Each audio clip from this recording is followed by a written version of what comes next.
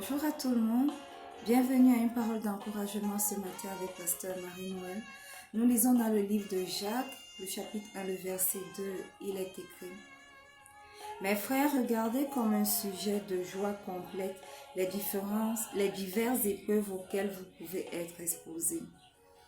Bien-aimé, le mot grec traduit par épreuve désigne les inquiétudes ou alors les soucis qui viennent briser la paix, la sérénité, la consolation, le confort, la joie, le bonheur dans la vie d'un chrétien. Et le verbe éprouver, quant à lui, signifie tester quelqu'un afin de révéler sa vraie nature. Sur cette terre, Dieu nous soumet au test de la souffrance pour éprouver notre foi. Alléluia. Et chaque épreuve vient soit pour renforcer la simplicité de la foi du croyant, ou alors, à l'inverse, pour l'effriter. Amen. En tant que chrétiens, nous subissons des épreuves diverses, sous différentes formes. Des fois, ce sont des tempêtes, des fois, ce sont des tonnerres.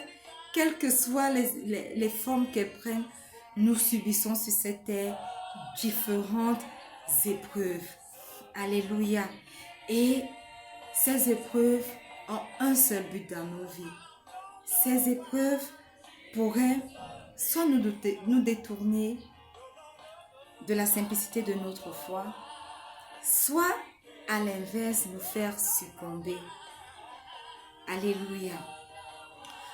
Mais chaque fois que les épreuves arrivent, nous devons nous dire quelque chose.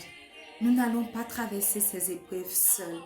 Et lorsque nous sommes forts de ces vérités, nous traversons plus ces épreuves seuls. Nous traversons ces épreuves avec le Seigneur lui-même à nos côtés. Et nous sortons de ces épreuves bien plus grandis, ayant une foi inébranlable, encore plus grande, et ayant encore une intimité plus grande avec Dieu. Or, si nous succombons aux tentations, nous succombons à l'épreuve, notre foi commence à s'effriter. C'est pourquoi, bien-aimés, lorsque les épreuves arrivent, au lieu d'en être abattus, au lieu d'être tristes, nous devons les considérer comme un sujet de joie. Pourquoi? Parce qu'elles viennent dans le but de fortifier notre foi, de fortifier encore une fois notre intimité avec Dieu. Alors ma parole d'encouragement aujourd'hui pour toi qui est connecté, ou alors pour toi qui écoute cette parole en replay, c'est que quelle que soit la forme que prennent les épreuves dans vos vies, quels que soient les différents aspects que ces épreuves viennent frapper dans vos vies, sachez que vous devez faire une chose. Considérez-les comme un sujet de joie. Traversez-les avec joie. Et voyez ce que le Seigneur fait de vous, de votre foi. Parce que lorsque vous sortez de ces épreuves